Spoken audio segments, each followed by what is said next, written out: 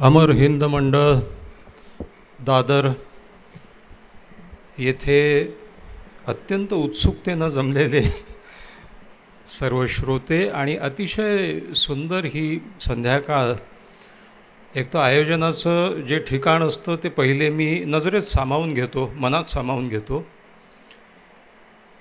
पाडगावकरांची कविता आहे, गाणं नसतं बंद घरात एकटं गाण्यासाठी, गाणं असतं एकटेपण विसरून जाण्यासाठी. एकटं दुःखी वाटलं की नको कुढत कणून झाडाखाली उभं राहून गाणं लाग म्हणू. झाडाखाली ही मैफल जमलेली आहे. तेव्हा हां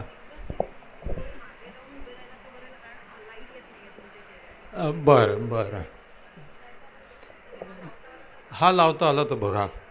मी माझ्या परीने हा प्रयत्न करतो की सायुज्यत्व आपल्या शास्त्रामध्ये 4 प्रकारच्या मुक्ती सांगितलेल्या आहे: सलोकता, समीपता, स्वरूपता, सायुज्यत्व. तर श्रोत्यांशी जितक्या जवळून बोलता येईल तितकं चांगलं. मी आल्याबरोबर संयोजकांना म्हणालो की फार दूर मांडलेल्या आहेत खुर्च्या, उगाचच फार का रे दुरावा असं वाटतं. आणि मला असं वाटतं की एकदा माझा चेहरा नीट पाहून घ्या, बाकी पाहण्यासारखं काही नाही आहे.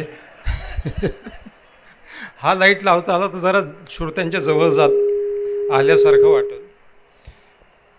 मित्रो, सुख म्हणजे नक्की काय असतं?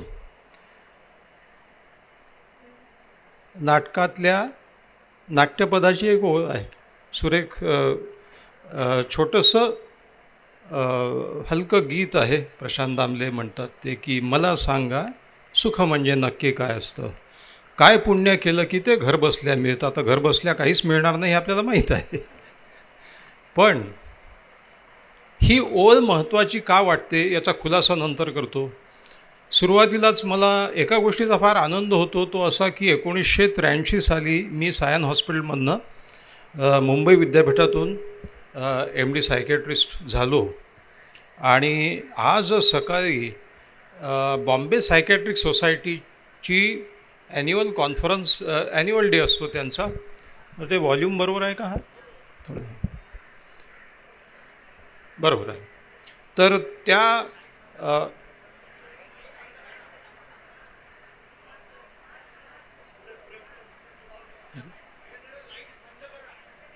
हां मागचे लाईट बंद करा, काय हरकत नाही. यस, पण हाही बंद आला, पण जाऊ द्या, ठीक आहे.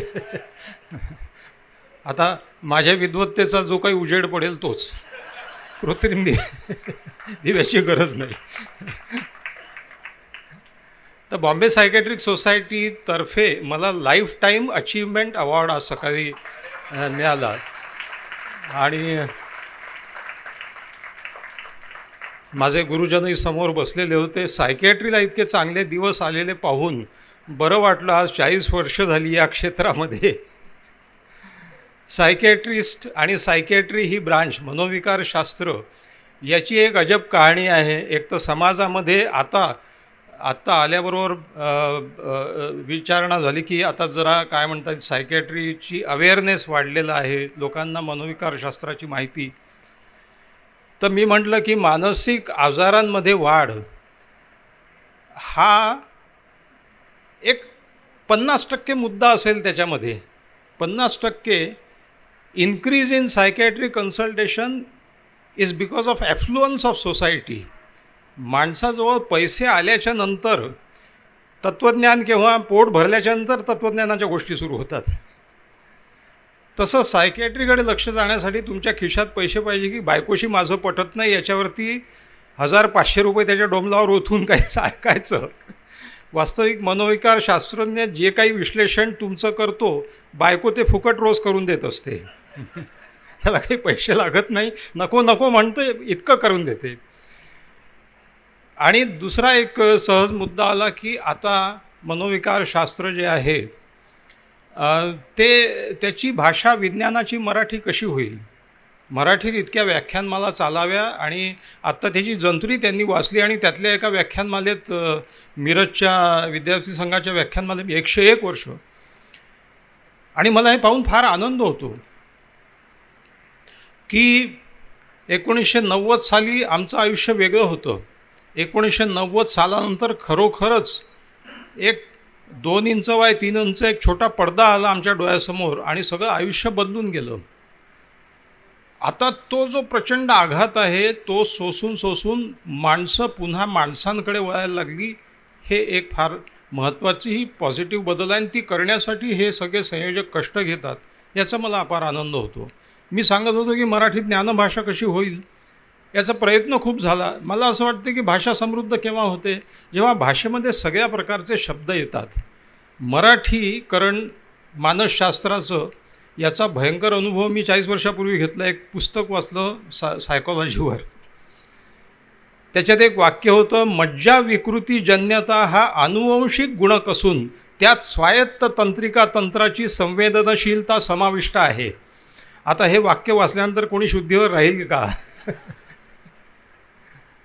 मराठीकरण करा, पण ते संस्कृतोद्भव आणि क्लिष्ट होता कामा नये. आणि चपखल शब्द जर इंग्रजी रोजच्या आमच्या जिभेवर बसला असेल तर तो वापरणं काही वाईट नाही आहे. आता याला कोणी टेबलच्या ऐवजी मेज म्हणायला लागलं. मेज शब्दही मूळचा मराठी नाही आहे, मेज हा पोर्तुगीज शब्द आहे असं मी ऐकतो. तर एनिवे, सांगायची गोष्ट अशी की सगळं शास्त्र, त्या शास्त्रातल्या परिभाषा वापरायला हरकत नाही. जोवर तुम्ही क्रियापद मराठी वापरत आहात तोवर तुम्ही मराठीच बोलत आहात. हा हॉल AC आहे, तर हा आणि आहे दोनच शब्द मराठी आहेत, परंतु तुम्ही मराठीच बोलत आहात कारण क्रियापद मराठी वापरत आहात. असो, मूळ विषयाकडे वळायचं. मला सांगा, सुख म्हणजे नक्की काय असतं? या प्रश्नाचा शोध बोध हजारो वर्षापासून माणसं घेतात आहेत. जगातली सगळ्यात सुखावह स्थिती म्हणजे आईचं उबदार गर्भाशय. मूल जन्माला आल्याबरोबर रडण्याचं एक कारण म्हणजे या निर्घृण जगामध्ये त्याचा प्रवेश झाला असतो. जगातली सगळ्यात सुखावह एक काय त्याचं निवास सोडून तो बाहेर आलेला असतो.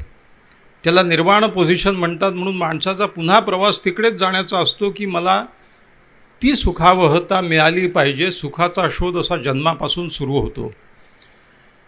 खरोखर सुख मिळतं का? माणसांना कुठल्याही वयाच्या टप्प्यावरती विचारा की तुम्ही सुखी आहात का, तर त्याचं उत्तर माणूस हेच देतो की हां आहे, म्हणायला नाही असं तरी, पण थोडंसं काहीतरी हातचं राखूनच असतं. पहिली गोष्ट अशी की कायम निरंतर सुख नावाचं मृगजळ आहे, ते काही कोणाच्या हातात नसतं. दुसरी गोष्ट अशी आहे की आपण काही शब्द हे प्रतिशब्द म्हणून सारखे सारखे वापरत असतो, पण त्याच्या वेगवेगळ्या छटा आहेत. आणि माझ्या असं लक्षात आलं की माणसाच्या आयुष्याचे जे 4 टप्पे आहे, आमच्या शास्त्रामध्ये 4 आश्रम सांगितलेले आहेत.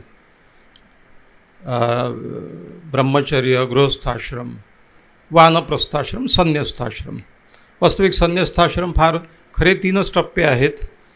तर त्या 3 टप्प्यामध्ये पहिली विद्यार्थी दशा आहे, ब्रह्मचर्य, धर्म, अर्थ, काम आणि मोक्ष.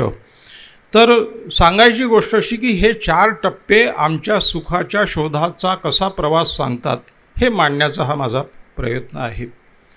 पहिली गोष्ट अशी आहे की there are 4 terms which we use alternatively. 4 संज्ञा आहेत ज्या आम्ही आलटून पालटून वापरतो, ज्याच्यामध्ये पहिली आहे यश किंवा सक्सेस. दुसरा टप्पा आहे ज्याला सुख आपण म्हणतो ते सुख किंवा प्लेजर. तिसरा आहे हॅपीनेस किंवा आनंद. आणि अखेरचा टप्पा आहे कंटेंटमेंट किंवा समाधान.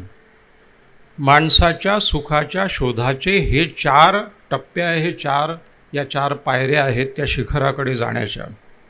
मी जरी शेवटचं म्हणत असलो तरी तुम्ही समाधानी पहिलेपासून असू शकता.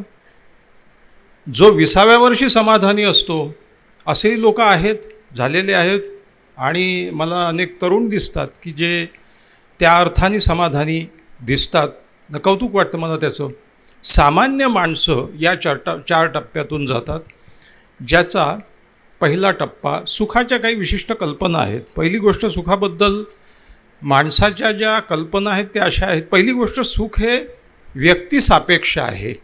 एकाचं सुख हे दुसऱ्याचं सुख असेलच असं नाही. प्रत्येकाचं आपापल्या सुखाची आपापली व्याप्ती आहे, व्याख्या आहे. भुकेल्या माणसाला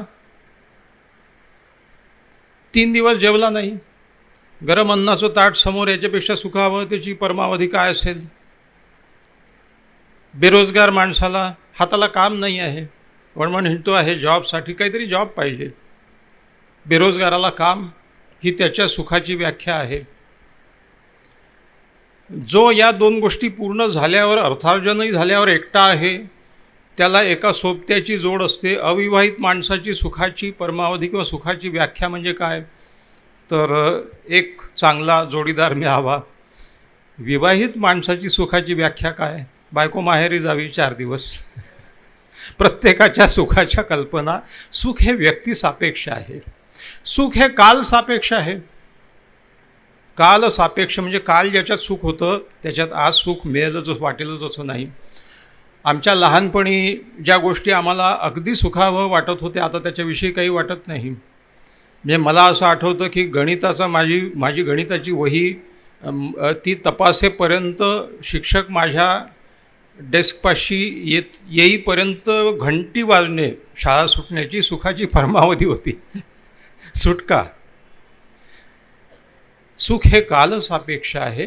सुख हे अपेक्षा सापेक्ष आहे. तुमच्या अपेक्षेच्या उंचीवरती सगळ्या सुखाच्या कल्पना अवलंबून. तुमचा अपेक्षेचा बार तुम्ही किती उंचावून ठेवलेला आहे. माणसाची अवस्थाच अशी विचित्र आहे की जशा उडती घारी गगन तितुके उंच जाई, सुख हजारों ख्वाहिश ऐसी के हर ख्वाहिश पे दम निकले, बहुत निकले मेरे अरमा लेकिन फिर भी कम निकले. सुख हे अपेक्षा सापेक्ष आहे. याच्यावर एक छोटासा प्रयोगही केला शास्त्रज्ञांनी. गमतीचा प्रयोग आहे. 2 गट घेतले. एका गटाला सांगितलं की लॉटरी पद्धतीने तुमचा नंबर लागलेला आहे आणि तुम्हाला 2,500 रुपये मिळणार आहेत. दुसऱ्या गटाला सांगितलं की तुमचा नंबर लॉटरी पद्धतीने लागलेला आहे आणि तुम्हाला 7,500 मिळणार आहेत. आता 1 तासभरमध्ये जाऊ दिला. मग पहिल्या गटाला सांगितलं की तुमचे स्पॉन्सरर वाढलेले आहेत तेव्हा 2,500च्या जागी तुम्हाला 5,000 मिळणार आहेत. दुसऱ्या गटाला सांगितलं की स्पॉन्सरनी माघार घेतली काही, त्याच्यामुळे 7,500 नाही 5,000 मिळणार आहेत. या गटातले लोक अतीव सुखावहतेच्या पोझिशनमध्ये 2,500च्या जागी 5,000 मिळाले. या गटातले लोक 7,500चे 5,000 झाले. There is a loss in profit. माणूस दुःखी याच्यासाठी होतो की अपेक्षा 7,500ची होती आणि दोघांनाही 5,000 मिळालेले आहेत. माझ्या एका मित्रांनी 5 लाख रुपये एका गावाच्या बाहेर दूर एका प्लॉटमध्ये इन्व्हेस्ट केले आणि 5-7 वर्षे गेले आणि एकदम रिअल इस्टेटचा त्या भागात वाढ झाली आणि 25 लाखाला मागणी आली प्लॉटची आणि त्यांनी तो विकला. म्हटलं आता हा तर मजेत असेल. तर महिन्याभराने पाहिलं तोंड लटकवून येत होता. म्हटलं का बरं, काय झालं, एवढं 5 लाखाचा प्लॉट 25 लाखाचा? नाही म्हणे, घाई केली मी जरा. का बरं? नाही, शेजारचा प्लॉट 1 महिन्यानंतर 30 लाखाला गेला. Is not happy. 5 पट झाली. There is a loss in profit. तरी लोक दुःखी होतात. सुखावहतेच्या कल्पना अशा विचित्र आहे माणसाच्या की मला सुख नाही मिळालं तर चालेल, शेजाऱ्याला नाही मिळालं पाहिजे, बाजूच्याला नाही मिळालं पाहिजे, ऑफिसमधल्या कलिगला नाही मिळालं पाहिजे. माणूस इतरांच्या दुःखात सुखी स्वतःला समजायला लागतो. नेहमी मी एक छोटासा किस्सा सांगतो. आवडता किस्सा आहे माझा. पेंडसे आणि पोंक्षे 2 शेजारी, अर्थात पुणे. पोंक्षाला 1 कोटीचं लॉटरीचं तिकीट लागलं. पेंडसे भयंकर आनंदात आलं. सगळ्यांना सांगायला लागला पोंक्षेला 1 कोटीचं तिकीट लागलं, 1 कोटीचं लॉटरीचं तिकीट लागलं. तर म्हणजे त्याला लागलं, तुला कशाचा आनंद होतो आहे? पण त्याला सकाळपासून तिकीटच सापडत नाही आहे.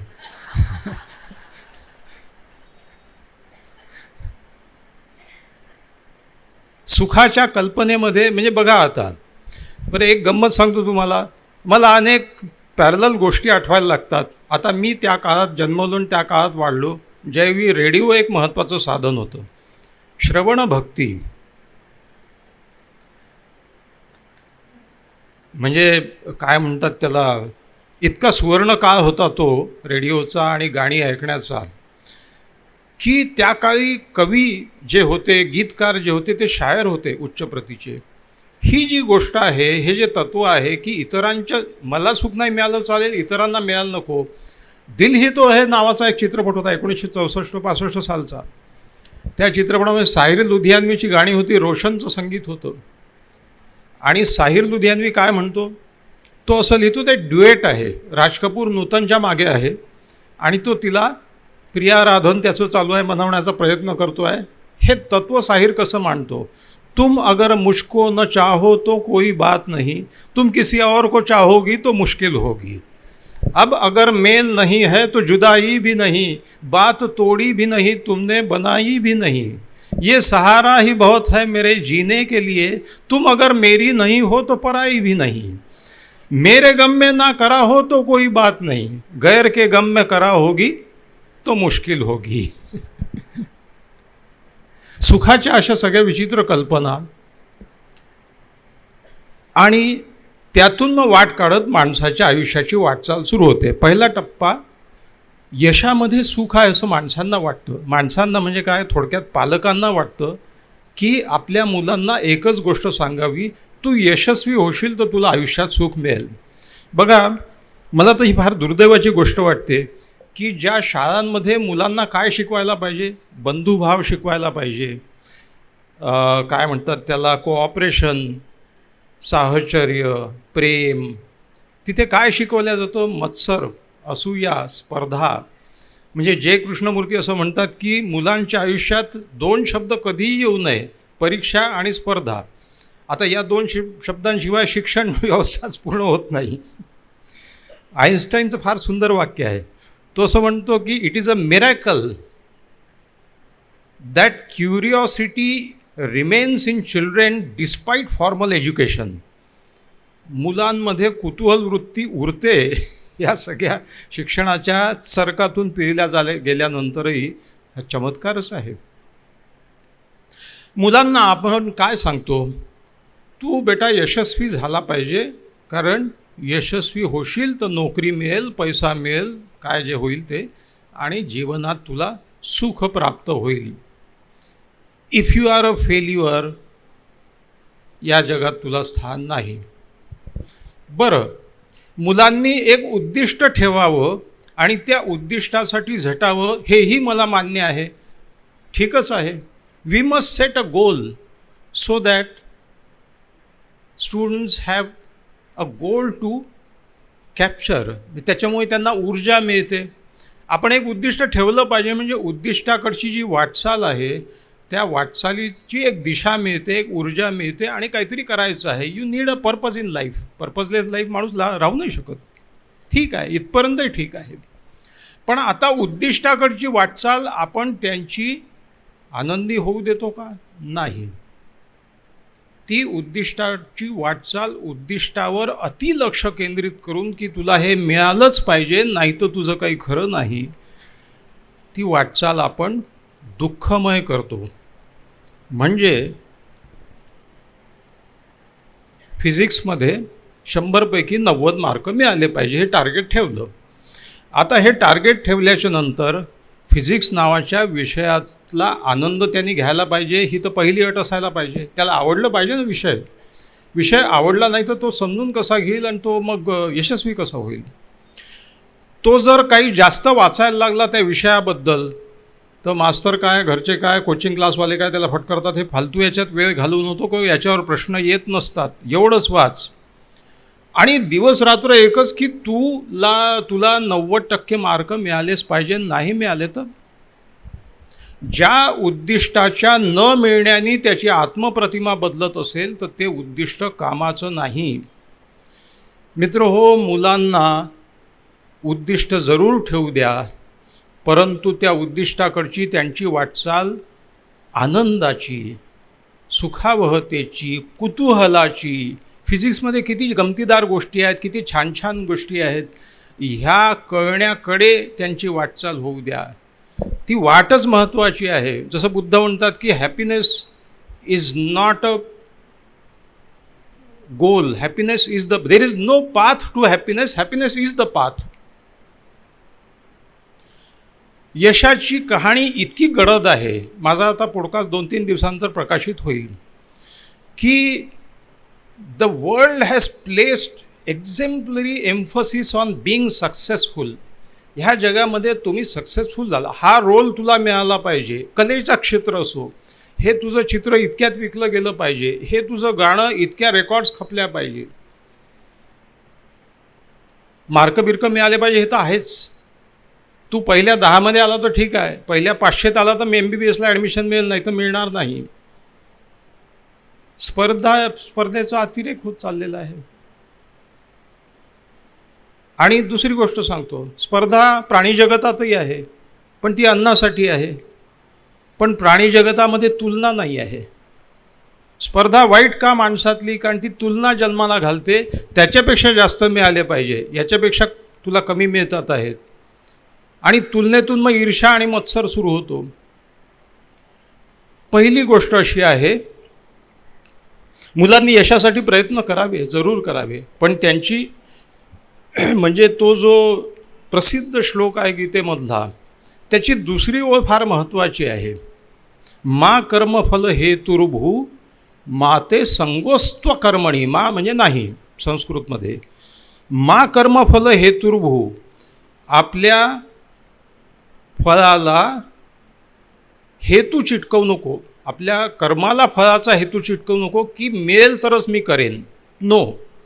आणि दुसरा भाग जो आहे, माते संगोस्त्व कर्मणी, Krishna is telling not to procrastinate. मी कर्मच करणार नाही असंही चालणार नाही.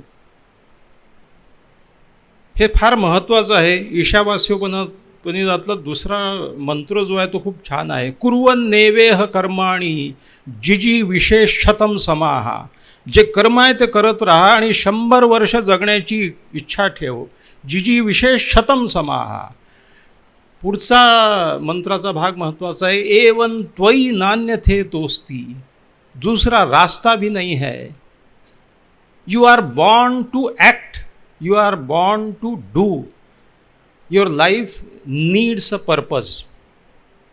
कुर्वन् नेवेह कर्माणि, दूसरा कोई रास्ता नहीं है. न कर्म लिप्यते नरे.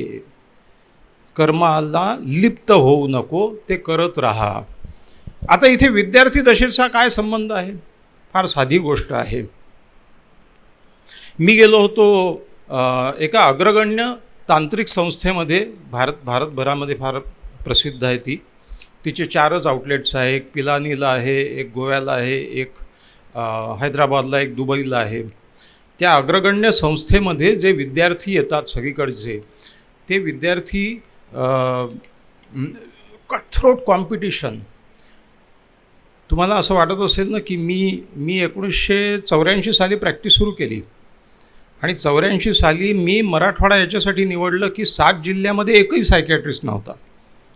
मी तिथे गेल्याच्या नंतर पहिल्याच दिवशीची आठवण सांगतो आणि आणि आता 2024ची आठवण सांगतो. पहिल्या दिवशी आठवण अशी आहे की एका सर्जन मित्राचा फोन आला. तो म्हणाला, एक 20 वर्षाची मुलगी आहे, माझे जवळचे लोक आहेत, हे तिला तपासायला माझ्याकडे ये. म्हटलं माझ्याकडे पाठवून दे. मी निरोगी होतो त्यावेळी, म्हणजे रोगीच नव्हते दवाखान्यात. थोडा नाही, दिवसाढवळ्या सायकॅट्रिस्टकडे त्याला पाठवतं नाही आहेत. त्यांना लोकांनी पाहिलं तर मुलीच्या लग्नाचाही प्रश्न असतो, हे असतो, तुम्ही सायकॅट्रिस्टकडे का गेले? सायकॅट्रीबद्दल गैरसमज इतके. मला एका रिसेप्शनमध्ये, लग्नाचं रिसेप्शन होतं, एका गायनॅकॉलॉजिस्टनी मला विचारलं. त्यावेळी मला प्रॅक्टिस सुरू करून 20 वर्ष झाली असतील. डॉक्टर साहेब, 20 वर्ष तुम्ही ही प्रॅक्टिस करतात, ते पेशंट येऊन त्यांची कर्मकहाणी सांगतात, तुमच्याही डोक्यावर ते ऐकून थोडासा परिणाम वगैरे? मी त्यांना म्हटलं, बाई तुम्ही 20 वर्षापासून स्त्रियांना बाळंत करून करून तुमची गांधारी नाही झाली ना? डॉक्टर आणि पेशंट यांचं नातं जसं अभिनयात नट जेवढा शिरतो तेवढंच. मी तो खुनाचा सीन आहे, तो रोज एका माणसाला नाही खून करतो.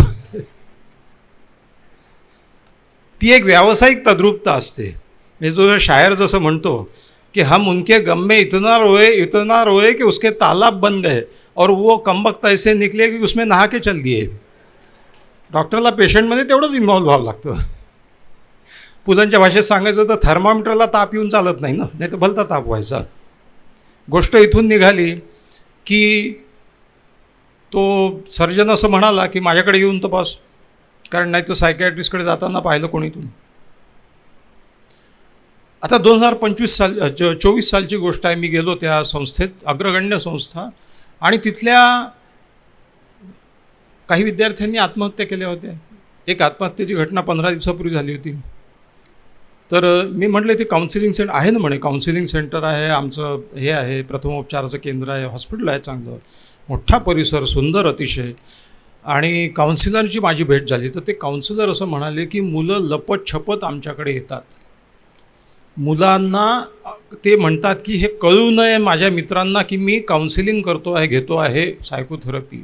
आता ही 2024 सालची अग्रगण्य संस्थेतल्या जे खूप हुशार मुलं सगळ्या देशभरातले येतात त्यांची ही कथा आहे.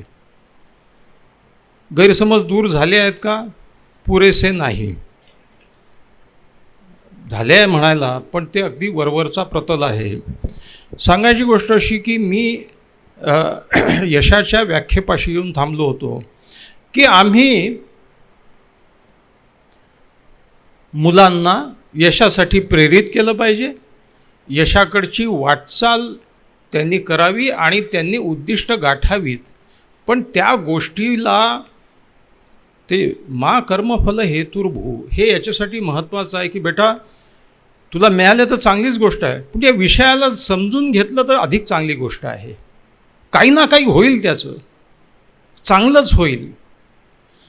तुमच्या मनामध्ये जी कल्पना आहे की हा याला एवढे मिळाले तर याला ॲडमिशन मिळून मग याचं आयुष्य सुखावं होईल, नाही. इस्रोमध्ये आपण एवढी मोठी मोहीम राबवली चंद्रावरची, आता मंगळावरही पाठवणार. इस्रोमधले जे सायंटिस्ट आहे ते सगळे सायंटिस्ट इंजिनियर्स जे आहेत ते अग्रगण्य संस्थेत पास झालेले इंजिनियर्स नाही आहेत. ह्या लोकांनी म्हणजे IIT वगैरेमध्ये IITians नाही आहेत. ते ह्या लोकांच्या मतानी जे सेकंड फळी जी असते इंजिनिअरिंग कॉलेजेसची त्याच्यामध्ये पास झालेले लोक आहेत. IITians मोठं पॅकेज घेतो आणि अमेरिकेत चालला जातो, याच्या पलीकडे काही नाही. क्रिएटिव्हिटी कुठे गेली? जर तुम्ही यशाकडे जाण्याचा मार्ग खडतर केला आणि दुःखमय केला तर त्यांची सृजनशीलता मार खाईल. आणि ह्या सृजनशीलतेचा संबंध किती दूरवर पोहोचतो? नोबेल प्राईज 1901 साली संस्थापित झाले. आजवर किती भारतीयांना मिळाले? आजवर ज्या भारतीयांना मिळाले त्यातले खरे भारतीय म्हणावे ते फक्त 4 की 5 आहेत. माझ्या माहितीप्रमाणे 5 आहेत. रवींद्रनाथ टागोर आहे, CV रमन आहे, त्याच्यानंतर कैलाश सत्यार्थी आहेत अलीकडे, आणि अमर्त्य सेन आहेत. 4. मदर टेरेसा पण जन्मानी ती युगोस्लाव्हियन होती. एखादं नाव कदाचित माझ्या हातून निसटत असेल. बाकीचे जे नावं आहेत ते अमेरिकन आहेत, ते बॉर्न इंडियन आहेत फक्त. आता एवढे आमचे मुलं गयेगुजरे आहेत का? त्यांना काही बुद्धी नाही आहे का? आहे, पण त्यांची सृजनशीलता कशी मरेल आणि ते फक्त म्हणजे ते मार्क्सवादी कसे होतील हेच आम्ही पाहतो आणि याच्याकडेच लक्ष केंद्रित करतो. तेव्हा यशाची ही सगळी पहिला टप्पा मी इथे सोडतो आणि दुसऱ्या टप्प्याकडे येतो. आता हा पार झाला, आता जे काही मिळायचं ते मिळालं, आता अर्थार्जन सुरू झालं. ते झाल्याच्यानंतर माणूस गृहस्थाश्रमी येतो आणि मग सुखाची व्याख्या बदलते. सुख म्हणजे प्लेजर. सुख इज नॉट हॅपीनेस, सुख इज प्लेजर. सु म्हणजे चांगलं, ख म्हणजे इंद्रिय. इंद्रियोपभोगातून जे मिळतं ते सुख. इंद्रियोपभोगातून मिळवण्याचा मार्ग कुठला? पैसे. मग पैसे मिळवण्याची लालसासुद्धा त्या सुखावहतेसाठीच असते. काही वाईट आहे का त्याच्यात? अजिबात नाही वाईट. परंतु पहिली गोष्ट म्हणजे ती शाश्वत आनंद न देणारी आहे. दुसरी सगळ्यात महत्त्वाची गोष्ट अशी आहे की सुखाला अप्रूप ओसरण्याचा शाप आहे. Pleasure is cursed with satiety. साधी एक छोटीशी हे सांगतो, त्याला काय म्हणतात, छोटी एक्सपेरिमेंट, त्याला बियर कर्व म्हणतात. The beer curve. वेळही संध्याकाळची आहे त्याच्यामुळे ही उपमा द्यायला हरकत नाही. एक बियर पिली, मित्रमंडळी जमले, आनंद वाटला, छान वाटलं, गप्पा जमल्या. 2 घेतली, ठीक आहे, आता अजून एक 2-3 तास गेले त्याच्यामध्ये. 3री घेतल्याने तिप्पट आनंद होतो का, किंवा सुख मिळतं का? 4थी घेतल्याने चौपट नाही होत, माणूस चौपट होतो. आणि 5वी घेतल्याच्या नंतर त्याला उचलून न्यावं लागतो. सांगायची गोष्ट, the more you indulge the less is going to give the pleasure. याला अर्थशास्त्रामध्ये लॉ ऑफ डिमिनिशिंग रिटर्न्स म्हणतात. The more you consume a product the less returns it is going to give you. हाच अर्थशास्त्राचा नियम सुखावहतेला. म्हणजे pleasure is not the ultimate goal of life. सुख हे शरीर सापेक्ष आहे, यश हे समाज सापेक्ष आहे. तुम्ही यशस्वी होता कॉन्टेक्स्टमध्ये, म्हणून मग तुलना येते. मग यशाची शिखरं असतात. तुम्ही एक शिखर सर केलं, तुम्हाला वरची शिखरं दिसायला लागतात. यशाच्या पाठलागाची कहाणी तर इतकी बिकट आहे की एखाद्या कंपनीने टार्गेट दिलं सगळ्या आपल्या वर्कर्सला की 3 कोटीची उलाढाल झाली पाहिजे या 6 महिन्यात. ती झाल्याच्यानंतर ते 3 कोटी एन्जॉय नाही करत. ते म्हणतात अब अगली बार 6 करोड का टार्गेट करेंगे. पुन्हा लागले कामाला. मग 6चे 9 होतील, 9चे अजून काय होतील. बरं, या उतरंडीमध्ये तुम्ही नेहमी, आज मला लाईफ टाईम अचीवमेंट मिळाला, तर मी म्हणलं याच्यात 3 शब्द आहे, लाईफ टाइम आणि अचीवमेंट. जिंदगी, वक्त और कामयाबी. तो जिंदगी और वक्त तो हमारे हाथ में नहीं है, वो तो रेत की तरह फिसल रहे हैं. राहता राहिली अचीवमेंट. अचीवमेंट हे रिलेटिव्ह वर्ड आहे ना. किती अचीवमेंट म्हणजे पुरेशी आणि किती अचीवमेंट म्हणजे. मी म्हटलं लाईफ टाईम अचीवमेंट अवॉर्ड म्हणजे कसं आहे, एखाद्या भिंतीला धडकल्यासारखं वाटतं की लोक सांगतात आहे भाई अब हो गया तुम्हारे लाइफ में टाइम में जो अचीव करने का कर लिया, ये लो अवॉर्ड जाओ. तो जसं एक किस्सा मला आठवतो. जुना देवदास चित्रपट होता, दिलीप कुमार आणि मोतीलाल. तर दिलीप कुमार, मोतीलाल समोर माझी ॲक्टिंग चांगली झाली पाहिजे, तर दिलीप कुमार मोठाच ॲक्टर होता. मोतीलाल मात्र ही वॉज अ ॲक्टर पार, म्हणजे काय म्हणता येईल त्याला, इतका सहज सुंदर अभिनय तसा कोणी झाला नाही.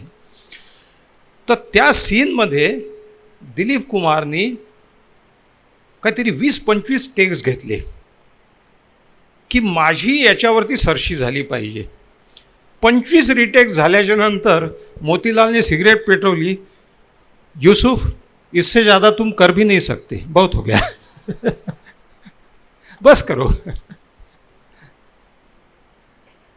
सांगायची गोष्ट अशी आहे कि अचीवमेंट अवार्ड में भाई इससे ज़्यादा अचीव कुछ होगा नहीं तुमसे, ये लाइफ टाइम अचीवमेंट ले हो. अब 70 साल की उम्र हो रही है. पण यश हे समाज सापेक्ष आहे. तुमची यशाची जी काही पायरी आहे ती नेहमी त्याच्यावर कोणीतरी राहणार आहे, खाली कोणीतरी राहणार आहे. मग यशाला समाधानाची जोड नाही मिळाली तर मग ती अनिर्बंध धाव होऊन जाते. म्हणजे पुन्हा ईशावास्योपनिषद मला आठवतं आणि विनोबाजींचं त्याच्यावरचं जे पुस्तक आहे ते खूप सुंदर आहे. अंधन तमः प्रविशन्ति असंभूतिमुपासते. ते लोक अंधकारात प्रवेश करतात आहेत जे असंभूतीची उपासना करतात. असंभूती म्हणजे स्थितिस्थापकत्व. पडले आहे सुस्त, ठेविले अनंते वगैरे वगैरे. ततो भूय इव ते तमाहा. यापेक्षाही गडद अंधार कुठला आहे? यौ संभूत्याम रताः. जे संभूतीमध्ये रत आहेत सारखे, हे सारखे पुढे जाण्याचा प्रयत्न करतात आहेत, यांचा अंधार अधिक गडद आहे. मग 2मध्ये निवडायचंच तर जे मिळालं त्याच्यात आनंदी राहा, कारण शेवटी ते सगळं रिलेटिव्ह आहे. मग यशाला समाजाची सापेक्षता आहे यश, सुखाला शरीर सापेक्षता आहे. आणि म्हणून आणि सुखाला अप्रूप ओसरण्याचा शाप आहे. तेव्हा सुखाचा उपभोग जरूर घ्या, त्यातलं वैयर्थ ओळखून. याच्यात पैसासुद्धा येतो. पैसा मिळवणं अत्यंत जरुरी आहे. People won't take you seriously till you earn money. आता ही माझी परिस्थिती आहे म्हणून मला नाही, अब इसको कुछ नहीं, ये प्रैक्टिस ही चली नहीं इसलिए भाषण दे रहे सबको. You have to earn money, otherwise people won't take you seriously. दुसरी गोष्ट म्हणजे हे माझं वाक्य नाही, लक्ष्मी मित्तल जो स्टील जायंट आहे त्याचं वाक्य आहे, money after certain limits is not going to give you extra happiness or pleasure. पण तो चांगला असतो कारण तो अनेकांना एम्प्लॉयमेंट देतो. दुसरी एक गोष्ट, स्वतःवर खर्च करा ना. मी असे अनेक लोक पाहिलेले आहेत जे स्वतःवरही खर्च करत नाहीत. The money which you money which lies in the bank, money which you spend is yours. Money which lies in the bank is not yours. The bank कमावते आहे इंटरेस्ट त्याच्यावरती. मग वस्तूंवर नका खर्च करू, अनुभवांवर खर्च करा. फिरा, काही देश इकडे तिकडे जा, जे काय असेल ते. तेव्हा सुखाकडून मग आपली जी आहे, सुखाबद्दल एक शेवटचा मुद्दा सांगतो, तो खूप सुंदर आहे, जो मग बिअर कर मी सांगितला त्याच्या संदर्भात महाभारतामध्ये एक खूप छान गोष्ट आहे. महाभारतामध्ये ययातीच्या जीवनात, ययातीविषयी सगळ्यांना माहीत आहे आपल्याला. तर ययातीला सुखोपभोगाची प्रचंड लालसा, त्याच्यामुळे त्यांनी आपल्या मुलाकडनं, पुरूकडनं तारुण्य घेतलं आणि तो अनेक वर्ष विहार करत अनेक अप्सरांबरोबर इकडे तिकडे गेला आणि 10-20-5 वर्षानंतर परत आला आणि त्यांनी आपलं तारुण्य ते पोराला परत देऊन टाकलं, राज्य त्याला देऊन टाकलं. त्यावेळी त्याच्या तोंडी महाभारतामध्ये एक श्लोक आहे, न जातु कामः कामानाम उपभोगेन शम्यते. कामवासनेची पूर्ती अधिक कामवासना करून होत नसते. हे म्हणजे तुपानी यज्ञ विझवण्यासारखं आहे. यज्ञ विझत नाही, अधिक भडकतो. तेव्हा सुखावहतेच्या अशा करून कहाण्या आहेत. सुखाला अप्रूप ओसरण्याचा शाप आहे. याच्यावरती खूप सुंदर काय म्हणतात त्याला शेर मला परवा वाचण्यात आला माझ्या. नियते शौक भर न जाए कहीं, तू भी दिल से उतर न जाए कहीं. नियते शौक भर न जाए कहीं, तू भी दिल से उतर न जाए कहीं. म्हणजे शरीरोपभोगाची गोष्ट आणि ह्या नियते शौक वगैरे याचीच गोष्ट चालली आहे की तो शायर असं म्हणतो की तुझे पाने में, तुझे पा जाने में वो बेताब कैफियत कहाँ, जिंदगी वो है जो तेरे जुस्तजू में कट गई. तुझी आराधना करताना जी मजा येत होती, सुखाचं दुःख आणि दुःखाचं सुख, गडकर यांचा शब्दप्रयोग करायचा तर तीच तर मजा आहे खरी. म्हणजे असं म्हणतात की लग्नामधला सगळ्यात सुखाचा काळ कुठला, प्रेम जडल्यापासून लग्न होईपर्यंत. त्याच्यानंतर तो काळ ओसरून जातो, प्रणयाराधनापासून तिथपर्यंत. तो जसं कोहरा चित्रपटातलं गाणं आहे, राह बनी खुद मंजिल पीछे रह गई मुश्किल साथ जो आए तुम. एक राजकीय नेत्याला प्रेम झालं, प्रेम जडलं आणि त्यांनी प्रेमविवाह केला, लग्न झालं. लग्न झाल्याच्या नंतर 5-6 महिने झाले, बायको पाहते हा वेळेवर घरी येत नाही, याच्या पक्षाच्या मिटिंग नेन ते. ती म्हणाले का हो, लग्नाच्या अगोदर तर तुम्ही मला हॉटेलला घेऊन जायचे, बगीचात जायचे, आपण मॉलला जायचो, ट्रिप करायचो, आता लग्न झाल्यापासून तर तुम्ही तोंडही दाखवत नाही. तर तो नवरा जो राजकीय नेता होता तो म्हणाला, हे पहा, निवडणुका आटपल्याच्या नंतर कोणाला प्रचार करताना तू पाहिला आहे का?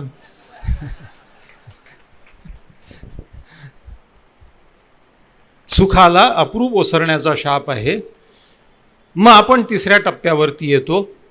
तो तिसरा टप्पा हॅपीनेस म्हणजे आनंद. मित्रो, आनंद ही वेगळी संकल्पना आहे आणि तुमच्या काय म्हणतात आनंदाची बातमी तुम्हाला जर द्यायची तर ती अशी की निसर्गाने ही कल्पना निर्माण केलेली नाही. एव्होल्युशनमध्ये there is no question of happiness. ही माणसाची सुसंस्कृततेकडे वाटचाल होत असणारी संकल्पना आहे.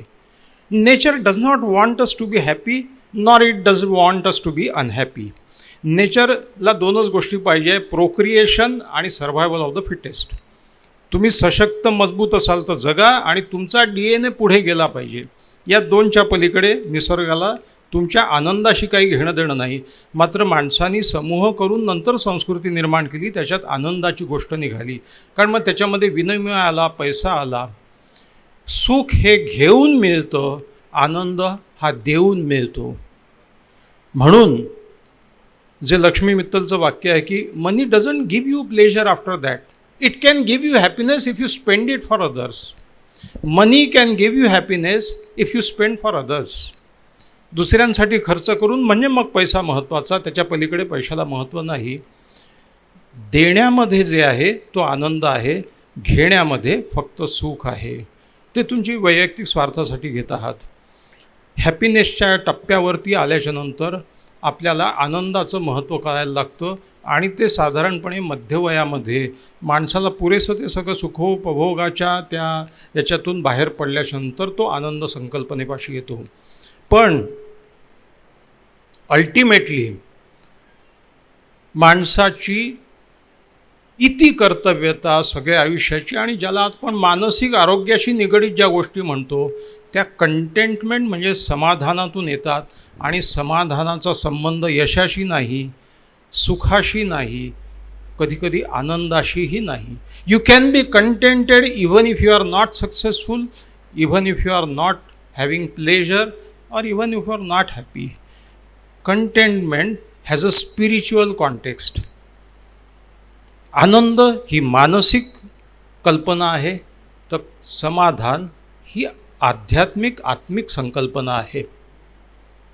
तेव्हा कंटेंटमेंटपाशी येताना आज सकाळच्या व्याख्यानात मी असं म्हणालो, आमच्या सायकॅट्रीमध्ये आपण सगळे लोक आपल्या व्यवहारात वागताना डिफेन्सेस वापरतो. डिफेन्सेस म्हणजे आपल्या संरक्षक व्यवस्था. आपण घाबरतो, आपल्याला अँझायटी असते. आपला डिफेन्स काय असतो? आपण अवॉइड करतो. मला कुत्र्याची भीती वाटते, मग त्याला म्हणतो आपण फोबिया.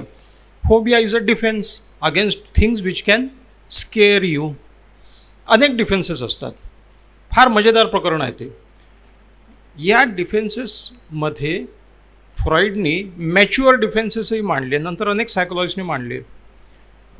वेडी माणसंच डिफेन्सेस घेतात, संरक्षक व्यवस्था वापरतात असं नाही. तर नॉर्मल माणसं जी डिफेन्सेस घेतात त्याला मॅच्युअर डिफेन्सेस म्हणतात. मग आता परिपक्व संरक्षक व्यवस्था माणसाच्या कोणत्या? तर त्याच्यामध्ये सब्लिमेशन म्हणजे आपल्या चिंतेचं, काळजीचं किंवा आपल्या अपराध भावाचं उन्नयन.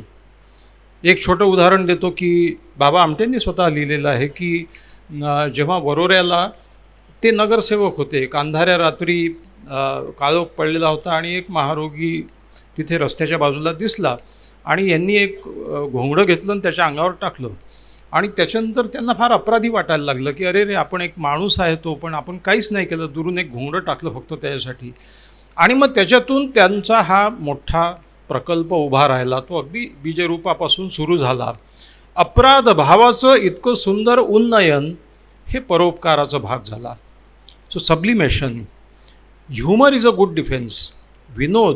विनोद माणसाच्या जीवनाची विसंगती सुसंगत नाही करत, ती सुसह्य करतो. म्हणून विनोद महत्त्वाचा आहे. आणि विनोद म्हणजे जोक्स आणि हे किस्से असं नाही आहे. It is a playful way of looking at life. आयुष्याकडे एका खेळकर वृत्तीने पहा, कारण life is never fair to all. आयुष्य हे तुम्हाला सगळं देत नाही, किंबहुना लाईफ इज अ पॅकेज. ज्या आवडत्या 4 गोष्टी घ्यायला जाल तर त्याच्यासोबत न आवडणाऱ्या 2 गोष्टी घ्यावंच लागतील. सगळ्यांना सगळं सुखावहतेचं कधीच मिळालेलं नाही आहे. अ playful way of looking at those things. आयुष्याकडे पाहण्याची एक खेळकर वृत्ती तुम्हाला ही परिस्थिती सुसह्य करून देईल. तुम्हाला एक गंमत सांगतो. फ्रॉइडचं असं एक वाक्य आहे की any amount of psychotherapy is not going to reduce depression. कायम एखाद्या माणसाला तुम्ही आता तुला आयुष्यभर डिप्रेशन येणार नाही असं कोणाला सांगता येईल का? नाही. तुम्ही ट्रीटमेंट देता म्हणजे एक 70-80% साधारण त्याला दुरुस्त करता. माणसाच्या रोजच्या आयुष्यामधल्या कटाकटी, त्याची संवेदन क्षमता, त्याची रेझिस्टन्स पॉवर, त्याची प्रतिकार क्षमता, या सगळ्यामध्ये 10-20% तर रोजच्या वरखाली येणाऱ्या गोष्टी राहणारच. तर फ्रॉइड असं म्हणतो की you cannot eliminate depression from your life. At the most you can convert it into day to day sadness. बस एवढंच करता येईल. आणि तात्कालिक रोजच्या ज्या छोट्या छोट्या गोष्टी असतात ज्याच्यामध्ये माणूस उदास होतो, निराश होते, त्याच्याशी त्याला झगडता आलं पाहिजे. एवढं सक्षम करता येईल माणसांना. सायकॅट्रिस्ट किती सायकोथेरपी द्या आणि काही करा. तेव्हा हा जो ह्युमर, हा डिफेन्स, माणसाला खेळकर वृत्ती का जरुरी आहे याचं कारण असं आहे की सगळं आयुष्यातलं दुःख तू नष्ट नाही करू शकत. रोज दुःख करण्यातही अर्थ नाही ना. So humour gives you that. आता ह्युमरची गोष्ट आठवली की मला नेहमी पुलंची ती एक कोटी आठवते. पुलंच्या नावावर अनेक कोट्या खपलेल्या आहेत. जी मला आवडते ती मी तुम्हाला सांगतो. ती अशी आहे की व्यासपीठावरचं उदाहरण आहे. पुलं बसलेले होते आणि बाजूला एक गृहस्थ होते आणि मोठे समाजवादी नेते नाग गोरे हे भाषण देत होते. आणि ते सारखं म्हणत होते की पोलीस सुधारले पाहिजे. पोलीस सुधारले तर जनता, पोलीस हा जनतेचा शासनाचा प्रतिनिधी असतो. पोलीस सुधारले पाहिजे तर प्रशासन सुधारेल तर आता ते खूपदा ऐकल्यानंतर पुलं शेजारी बसलेल्या त्या गृहस्थांच्या कानात कुजबुजले, कोणतरी सांगा नागगोऱ्यांना पोलीसही सुधारतील, हप्त्या हप्त्याने सुधारतील.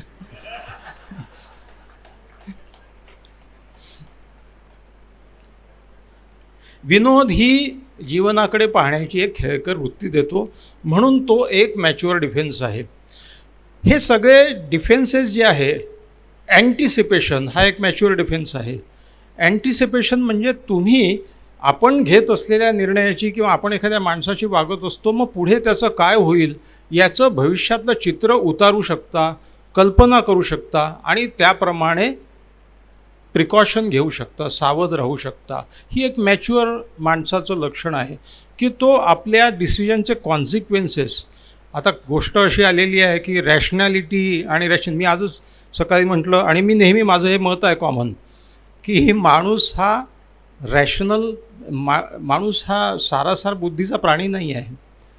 माणूस हा इरॅशनल प्राणी आहे आणि तो इमोशनल प्राणी आहे. आपल्या भावनांचं जे केंद्र आहे मेंदूतलं ते 30 कोटी वर्ष जुनं आहे. त्याला रेप्टिलियन लिम्बिक सिस्टीम म्हणतात. जिथून भावना निर्माण होतात त्याच्यामध्ये भीती, क्रोध आणि इतर भावना, ह्या सगळ्या साप आणि मगर यांच्या मेंदूतलं जे यंत्र आहे ना तेच आपल्याकडे फिट झालेलं आहे. निसर्गाने त्याच्यात बदल केलेला नाही. वो इंजिन का वो पार्ट वैसेच आहे. सारासार बुद्धी देणारं जो मेंदूचा जो केंद्र आहे मेंदूचं ते म्हणजे प्रीफ्रंटल कॉर्टेक्स, म्हणजे प्रमस्तिष्काचा भाग. पुन्हा क्लिष्ट मराठी आलं. प्रमस्तिष्क म्हणजे फ्रंटल कॉर्टेक्स, पूर्व प्रमस्तिष्क म्हणजे प्रीफ्रंटल कॉर्टेक्स. हे सारासार बुद्धीचं केंद्र आहे. ते किती जुनं आहे? हे लिम्बिक सिस्टीम आहे 30 कोटी वर्ष जुनी आणि सारासार बुद्धीचं केंद्र आहे फक्त 3 लाख वर्ष जुनं. 30 कोटी कुठे आणि 3 लाख कुठे? त्याच्यामुळे माणसाची डिफॉल्ट पोझिशन ही इमोशनल आहे. आपण म्हणतो ना, तो काहीतरी बोलला आणि माझ्या तळपायाची आग मस्तकात गेली. तुझं पहिली पोझिशन इमोशनल असते. मग तुमचे सारासार विचार त्याच्यावरती पाणी शिंपडण्याचा प्रयत्न करतात. माणूस भावनांच्या आहारी का बरं जातो? कारण भावनांचं जे केंद्र आहे त्यातून 50 इम्पल्सेस निघतात शरीराकडे आणि मनाकडे, आणि सारासार बुद्धीचा एक इम्पल्स त्याच्या विरुद्ध निघतो. तो स्लो आहे, हळू आहे, त्याची स्पीड तेवढी नाही आहे. त्याच्यामुळे मेंदूचा आणि शरीराचा ताबा भावना घेतात. सारासार बुद्धीचं त्याला समजावणं जे आहे ते 50 विरुद्ध 1 अशी असमतोल स्पर्धा आहे दोघींत. म्हणून माणसं रॅशनल वागत नाहीत. हे खूप मोठ्या म्हणजे ज्यांना आता डॅनियल कहानमन, ज्याला नोबेल प्राईज मिळाला या गोष्टीसाठी, बिहेवियरल इकॉनॉमिक्स, की माणसं डिसिजन कसे घेतात, शेअर मार्केटमध्ये माणसं डिसिजन कसे घेतात, तर त्याच्यामध्ये त्यांनी असं दाखवून दिलेलं आहे की माणसं भावनांच्या आहारी डिसिजन घेतात, सारासार बुद्धी वापरत नाहीत. मॅच्युअर डिफेन्स काय आहेत? तर त्याच्यामध्ये मग रॅशनॅलिटी, पण रॅशनॅलिटी ही डिफॉल्ट पोझिशन नाही. मी शेवटचं हे तत्त्व मानतो की मानसशास्त्राचा उगम तत्त्वज्ञानात झाला. सायकॉलॉजिस्ट वेअर फिलॉसॉफर्स हेच नंतर सायकॉलॉजिस्ट झाले आणि त्याच्यापासून सायकॅट्रिस्ट झाले, औषधीशास्त्र वगैरे आल्यापासून. माणसांच्या उपचारामध्ये, उपचार हा शब्द फार काय म्हणतात जरा फार वरवरचा झाला. माणसांना या सुखाच्या आणि आनंदाच्या आणि समाधानाच्या कन्सेप्ट सांगताना जर काही सांगायचं असेल तर माणसांच्या तत्वापाशी जावं लागेल, जीवनाचं तत्व, इसेन्स. आणि ते काय आहे, त्याच्या 3 गोष्टी आहेत. त्या 3 गोष्टीचा थोडक्यात आढावा घेतो आणि हा कार्यक्रम संपवतो. पहिली गोष्ट मित्रो, हे पूर्ण व्याख्यान फक्त एका शब्दामध्ये जर सांगता येईल की एका शब्दासाठी त्याचं सगळं सार आहे असं सांगता येईल तर तो हा शब्द आहे ॲक्सेप्टन्स. स्वीकारात्मकता, आत्मस्वीकार, सेल्फ ॲक्सेप्टन्स.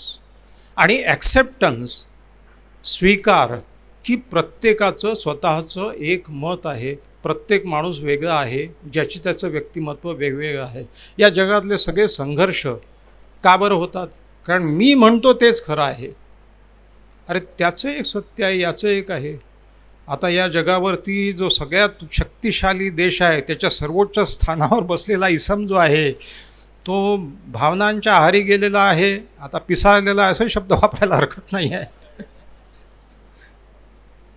जगावरती युद्ध लागणारा, हजारो लोकांना ठार मारणारा आणि एक संस्कृती संपवून टाकतो म्हणणारा माणूस.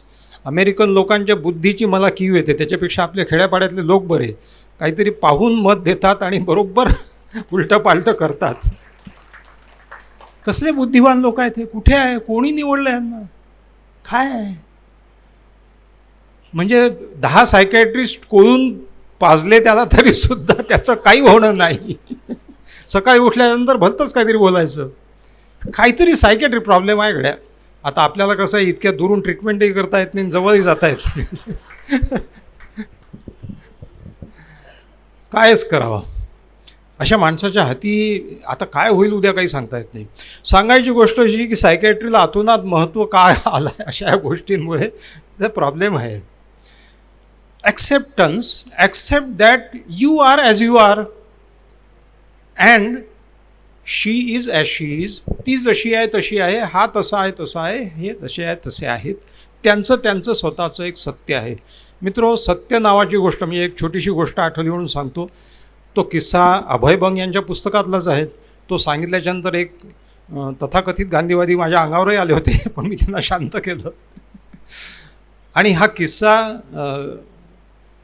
की सत्याग्रह करायचा, तर सत्याग्रह हा शब्द बापूजींनी तयार केला आणि त्याला त्या चळवळीला नाव दिलं. त्यावेळी विनोबाजी असं म्हणाले की बापूजी ये शब्द ठीक नहीं है सत्याग्रह. तर ते म्हणाले की क्यों, ये क्या कह रहे हो. विनोबाजी शिष्य होते बापूजींचे, पण ते अतिशय आवडते शिष्य होते, विनोबांना मानायचे बापूजी. तर विनोबा म्हणाले की सत्य का आग्रह, सत्य जो तुम्हारा सत्य है उसका आग्रह हो गया, लेकिन हर एक आदमी का सत्य तो अलग होता है. Reality differs with persons. तो बापूजी हैरान होऊन म्हणाले फिर क्या कहना चाहिए. तो विनोबाजी म्हणाले सत्यग्राही बनो, ये सत्य का ग्रहण करो कि हर एक का सत्य अलग अलग है, एक तुम्ही नाही हो.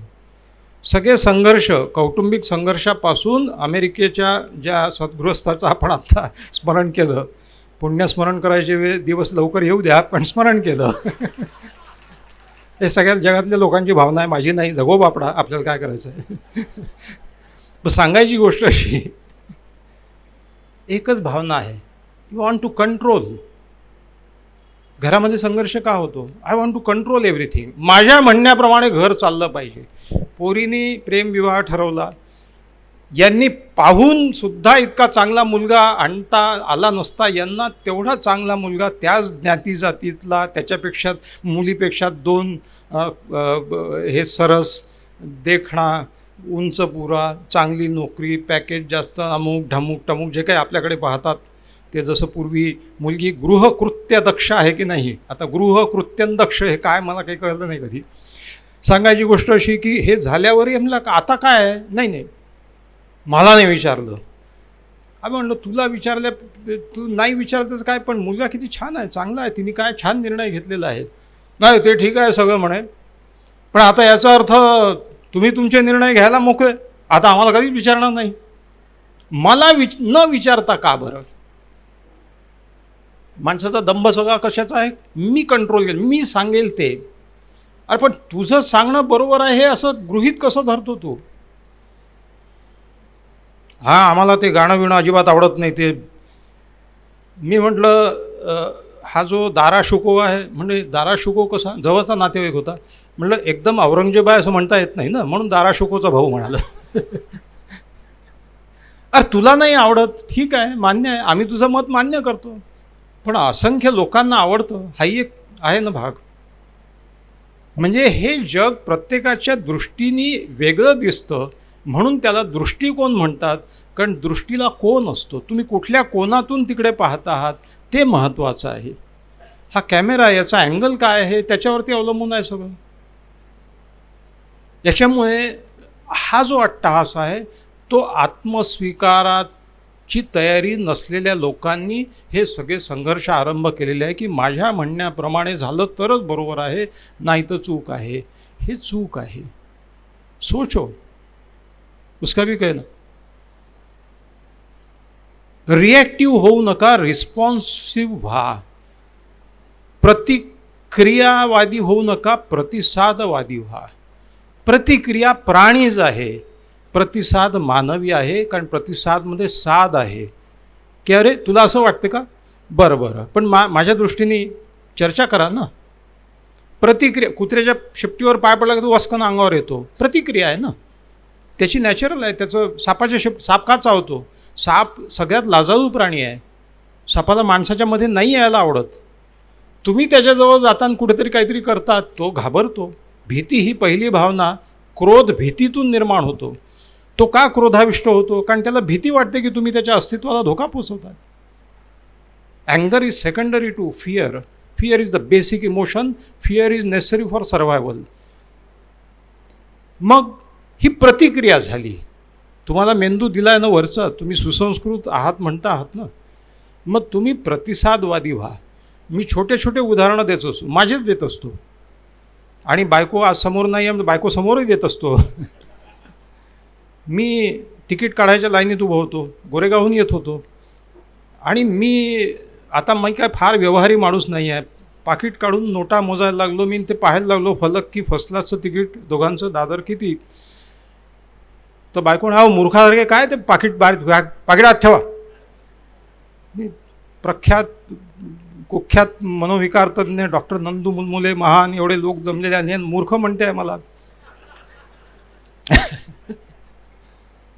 एक क्षणभर मला राग नाही आला, वाईट वाटलं, आणि मग मी पटकन पाकिट आत ठेवून दिलं. खिडकीजवळ आल्याच्यानंतर मग त्याला सरळ 200 रुपयाची नोट देऊन टाकली, बाबा 2 फर्स्ट क्लास दे दादरचे. त्याच्यानंतर मी विचार केला, तो प्रसंग चालला गेला. त्याच्यानंतर मी विचार केला की मी तिला म्हणालो, का बरं एकदम अंगावर ओरडली? तर थोडं मागचा माणूस तुमच्या पाठीकडनं डोकावत होता, म्हणजे तो जर त्यांनी हिसकावून घेतलं असतं तुमचं पाकिट आणि या गर्दीत पळाला असता, तुम्ही कुठे त्याच्या मागे पळाले असते? त्या पाकिटामध्ये पैसेच नाही, तुमचं ID कार्ड आहे, सगळंच आहे. तिला जे दिसत होतं ते मला दिसत नव्हतं ना, मागून तो पाहत होता. तर मी त्या क्षणी विचार केला की हिनी मला नाही मूर्ख म्हटलं, माझ्या कृत्याला मूर्ख म्हटलं. ओके, सही बात है, वो तो मेरा गधापन था ना, वो सही बात नहीं थी. तर ती म्हणते आहे ते बरोबरच आहे. माझं कृत्य मूर्खपणाचं होतं असा तिचा आविर्भाव आहे, असा तिचं म्हणणं आहे. ही झाली, हा झाला प्रतिसाद. मी फार महान आहे वगैरे असं नाही आहे, पण मी म्हणजे कसं आहे, विवेकाचा एक रियाज असतो. तुम्हाला रोज प्रॅक्टिस करावं लागतं, डे इन डे आउट. मीही कधी कधी रागावतो, मी कधी प्रतिक्रिया देतो एकदम, पण नंतर मी प्रयत्न करतो की हे कमी व्हावेत. रियाज, you have to practise it daily. You have to practise काय म्हणतात त्याला, प्रुडन्स, सारासार बुद्धी. आणि हे जर विश्लेषण केलं, आता हे कोण करतो? प्रीफ्रंटल कॉर्टेक्स करते की माझं कृत्याला ती म्हणाली, मला नाही म्हणाली. तर मग हळूहळू तुमची वाटचाल तथाकथित विवेकी होण्याकडे होते. माझं हे ऐकल्यानंतर एक सायकॅट्रिस्ट म्हणाला की बाबा हे तर फारच झालं म्हणे, हे तर म्हणजे काय विवेकी लक्षण, मोठं संताचं लक्षण झालं. पण मी नाही, तसं नाही आहे. तुम्ही क्षणोक्षणी बुद्धाच्या शेजारी म्हणता ना, मग एक क्षण बुद्ध व्हा, झालं पाहिजे माणसानी. आणि it's okay, you go on practising, it will never end, but चांगलं वाटेल. नंतर तुमच्या मनात चांगली फिलिंग येते की मी प्रतिक्रिया नाही दिली, मी शांतपणे ऐकून घेतलं, मी त्याच माणसाला समजून घेण्याचा प्रयत्न केला. तुमची कुतूहल वृत्ती जागी राहिली ना, तर माणसाबद्दलचा राग, द्वेष, क्रोध सगळं कमी होऊन जातं. समोरचा माणूस अद्वा तद्वा बोलतो आहे, काही करतो आहे, तुम्ही मजेने पहा त्याच्याकडे. हा असा का बरं वागत असेल, याला टक्कल का बरं पडलं असेल, असं रागावून पडलं असेल का, याचे दात का बरं असे लाल दिसतात आहेत पान खाऊन खाऊन, हा माणूस कसा आविर्भाव करतो आहे. एकदा प्रतिक्रियेची जागा कुतूहलाने घेतली की तुम्ही शांत होता. तुम्ही शांत कसे होता? कारण तुम्ही प्रतिक्रियेच्या आहारी जात नाही, या काय म्हणतात भावनातिरेकाच्या समूहात जात नाही. एकदा तुम्ही ते पहिले 5-10 क्षण बचावले, see it takes 350 milliseconds to react emotionally. त्या 350 मिलीसेकंड्समधले 300 मिलीसेकंड तुमच्या हातात नाही, ती तुमची शरीराची क्रियाच आहे, ती निसर्गाने दिलेली आहे. 50 मिलीसेकंड माणसाच्या हातात आहे विचार करायला, थांबायला, आणि थोडे थांबले की संपलं, तुम्ही क्रोधावर विजय मिळवला. आता खरं सांगायचं तर हे इमोशनल काय म्हणतात त्याला, कोणतरी म्हणालं मला की आउटसोर्सिंग वगैरे, तर आउटसोर्सिंग मी म्हणलं या जगामध्ये सगळ्या गोष्टींचं आउटसोर्सिंग होऊ शकते. You cannot outsource emotions and exercise. शरीर कर्म आउटसोर्स होऊ शकतात, शरीर धर्म नाही. आणि इमोशन्स हा शरीर धर्म आहे तुमचा. म्हणजे तुम्ही मोटार, लिफ्ट आणि ह्या सगळ्या चाकाचा शोध लागला ना, आउटसोर्सिंग सुरू झालं. पण या गोष्टीला आउटसोर्सिंग नाही आहे. काय? शरीर धर्मांना. लघवीला जायला सेक्रेटरी नाही ठेवता येत, तुम्हालाच जावं लागेल. एक्झरसाईज करायला सेक्रेटरी नाही ठेवता येत, नाही तर धनिक वणिक बाळांचे मुलं 200-200 किलोचे कशाला झाले असते. तेव्हा तुम्हालाच करावं लागते. तेव्हा ही गोष्ट लक्षात घेतली पाहिजे की you be responsive, not reactive. फार उपदेश करू नये. या जगामध्ये उपदेशाने कोणीही बदलत नाही. मी जे काही करतो, इथे जी बडबड करतो ती स्वांत सुखाय करतो. मला जरा बरं वाटतं बोलून, संवाद साधायला आवडतो. उपदेश नाही. तुम्ही सकाळी टी व्ही सुरू करा, 32 चॅनलवर 36 बाबा प्रवचन करत असतात. कोणी बदललं आहे का हे देशात? नाही. उलट अविवेकाकडे आपली वाटचाल सुरू आहे दिवसेंदिवस, भावनांच्या आहारी. गर्दी भावनांनी चालते, गर्दी विचारांनी चालत नाही. आणि तुम्ही गर्दीचं नेतृत्व करता, एक दिवशी गर्दी तुमचं नेतृत्व करायला लागते आणि मग ते करावं लागतं जे गर्दी म्हणते. तेव्हा या नोटपाशी मी हे सगळं संपत येतो की आत्मस्वीकार, क्षमाशीलता, प्रतिसादवादी ह्या गोष्टी आयुष्यामध्ये ज्या तत्त्वज्ञानातून उगम पावलेल्या आहेत. आपण जगाला तत्त्वज्ञान शिकवलेलं आहे. भारताची अभिमानास्पद गोष्ट कुठली असेल तर ग्रीसमध्ये पहिला, पाश्चात्य देशामध्ये 6व्या शतकामध्ये थेल्स नावाचा तत्त्वज्ञ झाला. आपल्याकडे त्यावेळी बुद्ध आणि महावीर होते आणि वेद आणि उपनिषद त्याच्यात 1500 वर्ष आधी होते असं म्हणतात. 500 वर्ष धरा ना, 1000 वर्ष धरा ना. वी हॅव टॉट द वर्ल्ड फिलॉसॉफी. 6 दर्शनं आपले आस्तिकवादी आहेत, 3 दर्शनं नास्तिकवादी तेव्हापासूनच आहेत. तेव्हा माणसाच्या सगळ्या वागणुकीच्या मुळाशी जे जातं ते तत्त्व, इसेन्स, तत्त्वज्ञान, ते रोजच्या जीवनात उपयोगी आहे. ते आणल्याशिवाय तुम्हाला ती सम्यक दृष्टी प्राप्त होणार नाही आणि या मानसिक आंदोलनातून तुमची सुटका होणार नाही. एवढं सांगतो. हा सगळा सुंदर माहोल आणि सुंदर श्रोतृवर्ग, सुखाचीच गोष्ट चालली आहे. शेवटचे 2 शब्द की एका हिंदी कवीने 4 सांगितलं आहे की 6 सुख आहेत. पहिला सुख निरोगी काया, दूसरा सुख भरपूर माया, तीसरा सुख पुत्र आज्ञाकारी, चौथा सुख कुलवंत नारी, 5वां सुख भरा मन में सुहास और आखिरी सुख ज्ञानी श्रोताओं का वास. हा सुख म्हणण्यापेक्षा आता आनंद म्हटला पाहिजे, जो तुमच्या उपस्थितीने मला मिळाला तेवढ्यापुरतीच हे सगळं स्वांतसुख आहे. उपदेशाने change is the door which opens from within.